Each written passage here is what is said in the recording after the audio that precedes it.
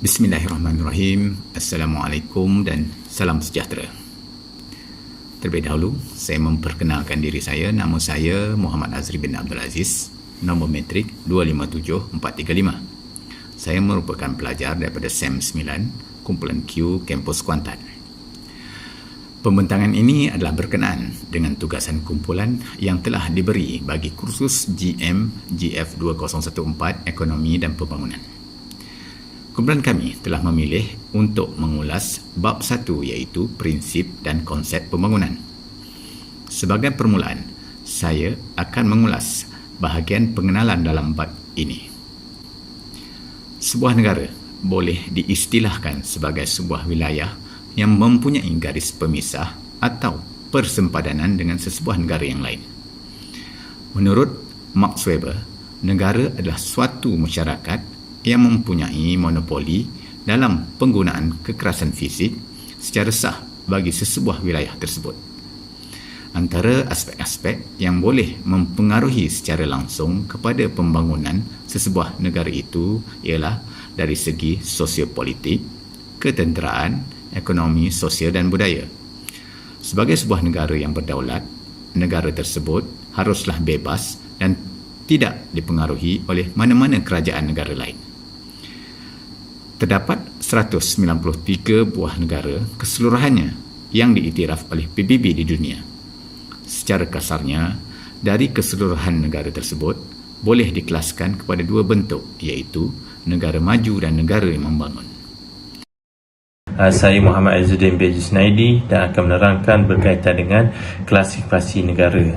Tarifan tahap ekonomi sebuah negara adalah berlainan dari segi pengetahuan seseorang ilmuwan dan di kalangan orang kebanyakan. Klasifikasi negara boleh diambil kira dari segi tahap kemajuan ekonomi sesebuah negara tersebut. Kaedah ini dibahagikan kepada kawasan ekonomi yang sangat tinggi, sederhana dan kurang berkembang. Pendekatan ini sering digunakan bagi pengkelasan klasifikasi negara berdasarkan tahap pembangunan, dan kaedah ini juga tidak mengambil kira dari negara pasca sosialis. Dalam konteks pengkelasan negara, kita boleh membahagikan kepada dua, iaitu negara maju dan negara membangun. Dalam kumpulan negara membangun pula boleh dibahagikan kepada dua juga, iaitu negara kurang membangun dan negara sedang membangun. Bagi negara maju, kebiasaannya boleh dikaitkan sebagai negara industri kerana terdapat hubungan rapat antara pembangunan dan perindustrian. So, kita lihat apa itu konteks negara maju. Negara maju ini adalah negara yang mempunyai ekonomi yang tinggi dan mempunyai pengaruh yang penting terhadap keadaan politik dunia. Secara umumnya, mereka memainkan peranan utama dalam hubungan perdagangan. Dan kita lihat juga kepada negara membangun. Negara membangun pula ialah negara-negara yang mempunyai kesulitan dalam bidang hubungan ekonomi baik dalam dan luar. Negara-negara membangun menduduki kedudukan yang rendah dalam perdagangan dunia. Bahan mentah atau produk pertanian biasanya dibekalkan oleh negara-negara membangun. Kumpulan ini adalah termasuk kira-kira 150 buah negara.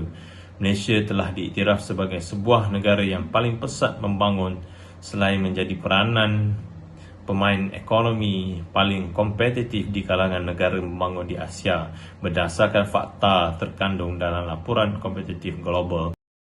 Negara dunia pertama adalah merujuk kepada negara-negara perindustrian di Eropah Barat, Amerika Utara dan Pasifik. Negara dunia pertama ini mewakili negara-negara kaya dan berpendapatan tinggi. Selain itu juga, negara-negara ini adalah negara perindustrian dan sedang mengalami tahap perkembangan perindustrian yang tinggi. Berbanding pula dengan negara dunia kedua yang merujuk kepada negara bekas jajahan Soviet, di mana sektor ekonomi berpusat di Eropah Timur. Ia juga dikenali sebagai negara ekonomi sosialis, di mana kerajaan di setiap negara yang akan menentukan pengeluaran negara. Selain itu juga, negara dunia kedua ini secara tidak langsung mewakili negara berpendapatan tinggi, tetapi pentas politiknya tidak begitu stabil. Jadi itulah daripada saya. Saya terangkan secara ringkas, negara dunia ketiga ni dia merangkumi 2/3 daripada negara penduduk dunia, yang di mana termasuk benua Amerika Latin dan Caribbean, Afrika, Asia Tengah dan Asia. Negara dunia ketiga ni mempunyai kesatuan iaitu UNCTAD, iaitu United Conference on Trade and Development, yang mewakili 17 buah negara Afro-Asia dan Amerika Latin. Dan negara dunia ketiga ni adalah negara yang sedang membangun dan merupakan antara negara yang mengeluarkan minyak. Namun, negara dunia ketiga ni adalah negara yang dikategorikan miskin. Okey, next adalah perbezaan negara kaya dan negara miskin yang dilabelkan oleh Bank Dunia. Kenapa negara kaya ni dia antaranya perbezaannya adalah pendapatan lah. Kerana pendapatan dunia kaya ni sangat tinggi, kerana dalam perindustrian dia masih lagi maju dan ekonomi mereka sangat stabil. Dengan kemajuan yang dicapai pada hari ini sangat jauh beza dengan negara miskin. Kerana negara miskin ni dia mengeluarkan minyak dan masih lagi ekonomi tidak stabil. Antara faktor yang tak stabilnya adalah negara miskin ni pernah dijajah pada masa dulu berbanding dengan negara kaya yang tak pernah dijajah. Dan ini adalah menyebabkan negara miskin ni ekonominya telah dimonopolikan berbanding dengan negara kaya. Negara kaya ni dia dapat mengawal ekonomi dunia. Okey. Dan akhir sekali adalah nak bagi tahu, negara Jepun dikecualikan kerana ia dianggap sebagai negara dunia pertama kerana kemajuan yang sangat tinggi. Okey, sekian. Terima kasih. Untuk ciri-ciri negara membangun, yang pertama adalah pendapatan per kapita yang rendah. Merujuk kepada statistik Bank Dunia pada 2007, pendapatan rakyat negara membangun adalah kurang daripada RM2,000. Pendapatan purata rakyat yang sangat rendah dan hanya cukup untuk kegunaan dan keperluan harian saja. Untuk rakyat di negara-negara membangun ni, dia tak berpeluang untuk menyimpan dan melabur saham. Untuk ciri negara membangun yang kedua ialah negara membangun ni mempunyai penganggur dan kadar kemiskinan yang tinggi. Ini kerana pendapatan rakyat di negara membangun adalah sangat rendah. Macam saya cakap tadi, sebanyak RM2,000 kan. Okey, lepas tu bila pendapatan rendah, mereka ni tak dapat tampung untuk keperluan pendidikan, dan ini akan menyebabkan rakyat-rakyat di negara membangun ni ramai yang buta huruf. Dan akhir sekali dia menyebabkan rakyat sukar mencari kerja dan akhirnya rakyat menjadi penganggur. Untuk yang ketiga, perbezaan pendapatan antara rakyat. Maksud saya pendapatan orang yang kaya dan orang miskin sangat tinggi. Jurang pendapatan mereka, maknanya orang kaya akan terus kaya dan orang miskin akan terus miskin. Dan akhir sekali pendapatan negara membangun ini adalah daripada hasil perkhidmatan. Negara membangun bergantung pada sektor perkhidmatan sahaja, dan negara maju kalau kita tengok mereka bergantung daripada sektor industri. Okey, sekian, terima kasih. Assalamualaikum warahmatullahi taala wabarakatuh. Nama saya Mazlina binti Muhammad Lazim. Nombor metrik 249014. Saya akan menyambung mengenai ciri-ciri negara membangun. Antara ciri-ciri negara membangun adalah kadar pertumbuhan penduduk yang tinggi kadar pertumbuhan penduduk yang tinggi. Di negara membangun, kadar pertumbuhan penduduk adalah sangat tinggi berbanding dengan negara maju.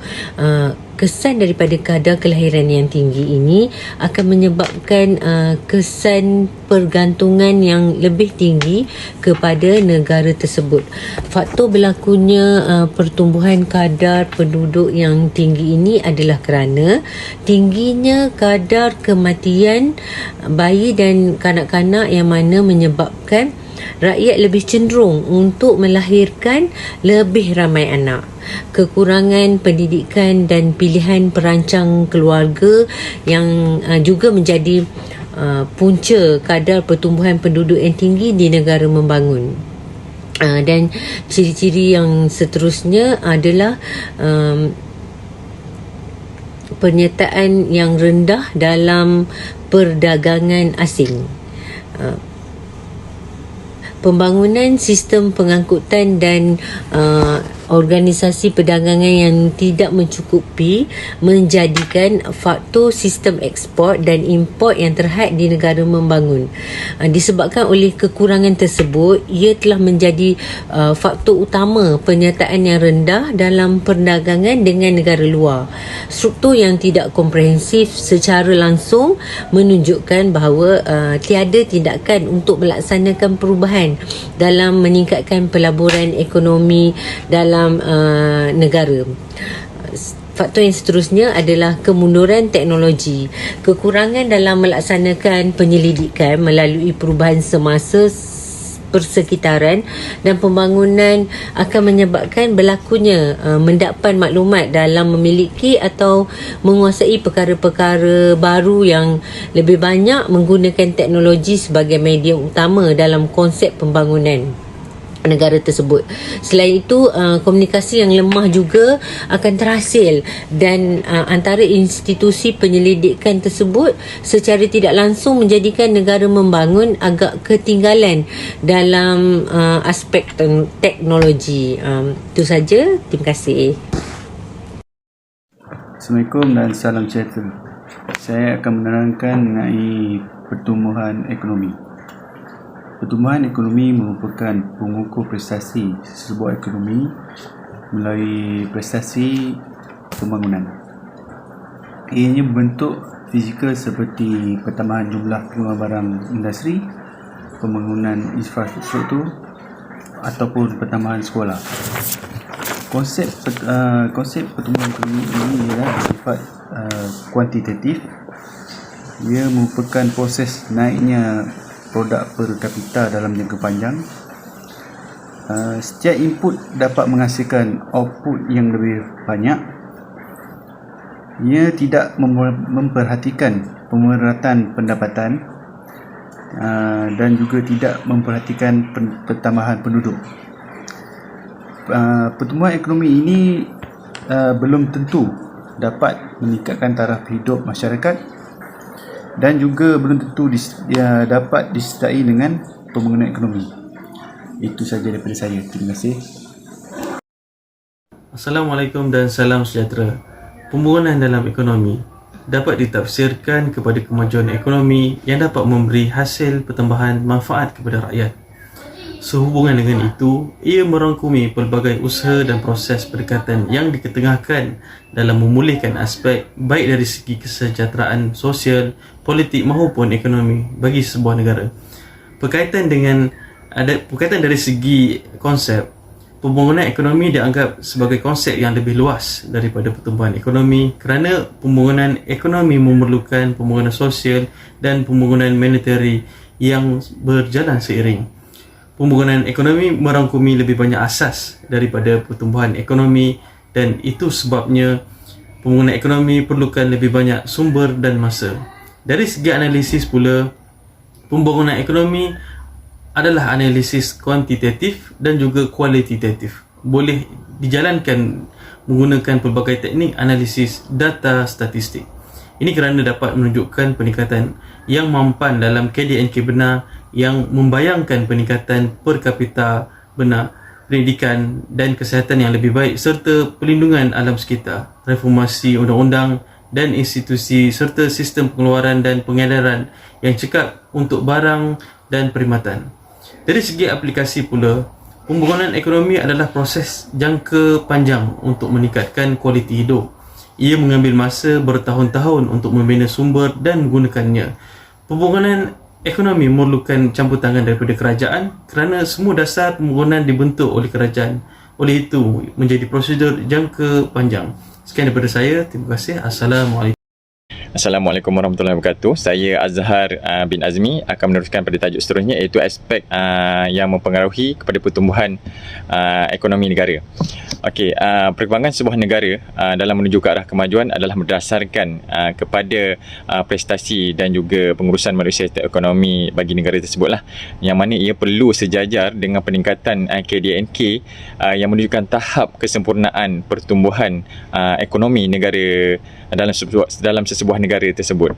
Okey, bagi perubahan dalam pertumbuhan ia adalah merupakan salah satu migrasi yang harus direncanakan bagi sesebuah negara untuk meningkatkan tahap pencapaian dalam menuju peralihan ekonomi. Okey, selain itu, apa yang kita boleh kongsikan yang mana ia adalah salah satu merupakan salah satu komponen dalam perakaunan negara. Dan antara aspek yang boleh kita kongsikan yang mana ianya adalah berkaitan dengan yang pertamanya pendapatan isi rumah lah. Pendapatan isi rumah yang mana menurut pada Jabatan Perangkaan Malaysia menyatakan bahawa pendapatan isi rumah merupakan satu penerimaan sama ada ia bersifat kewangan dan juga benda yang boleh diperolehi secara berulang kali ataupun secara terakru, yang mana ia melibatkan kepada mingguan, bulanan, seperti contoh gaji kita lah, ya. Dan situasi ini adalah satu keadaan yang menerangkan pendapatan seisi rumah. Okey, yang keduanya adalah melibatkan kepada kuasa beli pengguna, yang mana pertumbuhan kedua terbesar dalam meningkatkan ekonomi negara adalah melalui perbelanjaan, yang mana keperluan yang diperlukan oleh setiap pengguna tersebutlah. Okey, untuk melaksanakan aktiviti harian, okey. Jadi untuk mendapatkan barang-barang yang perlu digunakan seharian lah. Dan seterusnya melibatkan pada perkembangan perniagaan bertempatan, yang mana dalam konteks ini menunjukkan bahawa perniagaan yang dilaksanakan adalah yang dilaksanakan oleh peniaga di dalam negara begitu memberangsangkan sehingga dapat meningkatkan KDNK dalam tempoh masa yang ditetapkan, yang mana peningkatan KDNK negara adalah bergantung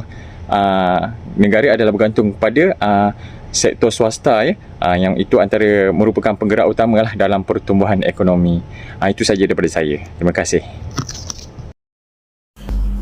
Bismillahirrahmanirrahim. Assalamualaikum. Saya Muhammad Fahmi bin Rosli, nombor metrik 257978. Saya akan menyambung pembentangan kumpulan saya. Okey, saya akan membentangkan berkenaan dengan aspek pembangunan ekonomi. So, aspek pembangunan ekonomi ini terbagi kepada dua, iaitu keuntungan negara dan juga sosial budaya masyarakat. So, dalam keuntungan negara ini kita dapat melihat bahawa sebuah kerajaan akan membuat ataupun mengubah sebuah dasar bagi dalam membangunkan sebuah ekonomi. So, dasar ni adalah satu matlamat yang perlu dicapai oleh sesebuah kerajaan, mana kita mempunyai tujuan dan kehendak yang perlu dicapai, di mana dasar-dasar yang dibuat ni adalah utamanya adalah untuk meraih sokongan yang kuat oleh masyarakat terhadap kerajaan yang ada. So, sebagai contohnya kita dapat lihat di mana kerajaan telah memperkenalkan dasar pembangunan nasional. So, ini dasarnya adalah untuk meningkatkan lagi pembangunan ekonomi negara agar ianya seimbang, dan di samping itu ianya dapat juga meningkatkan taraf hidup masyarakat dalam sebuah negara. So, manakala kerangka pelan strategik ni kita dapat lihat di mana ianya adalah satu inisiatif yang diambil oleh kerajaan untuk jangka panjang, di mana ianya dirancang mengikut tempoh-tempoh tertentu lah. Sebagai contohnya kita tengok Wawasan 2020 di mana kerajaan plan yang dibuat oleh kerajaan ni adalah pada masa akan datang negara kita ni lebih telah berada bersama dengan orang kata negara-negara maju yang lain pada segi teknologi dan juga perkembangan ekonominya. So, yang seterusnya kita boleh lihat sosial budaya masyarakat, di mana sosial budaya masyarakat ni kita lihat bahawa pembangunan ekonomi ni telah telah mewujudkan kelas-kelas taraf hidup masyarakat. Sebagai contoh, di negara kita ada B40, M40 dan T40, di mana ianya kerajaan dapat menyalurkan sumbangan itu mengikut tahap-tahap taraf hidup tu lah. So maknanya taraf hidup ni nanti tak adalah orang kata benda tu lebih seimbang, dan tidak orang kata tak berat sebelah lah. Mana orang kaya akan jadi lebih kaya, orang miskin akan jadi lebih miskin. So sebelum menamatkan pembentangan ini, saya ingin membuat sedikit kesimpulan di mana pembangunan ekonomi negara ini merupakan satu perkara yang penting lah bagi mengukur sejauh mana taraf kemiskinan yang dihadapi oleh masyarakat dalam sebuah negara. Ianya juga memudahkan kerjaan untuk merangka perancangan ekonomi yang sesuai bagi meningkatkan lagi taraf hidup masyarakat ke arah negara maju. So sekian, terima kasih. Assalamualaikum warahmatullahi wabarakatuh.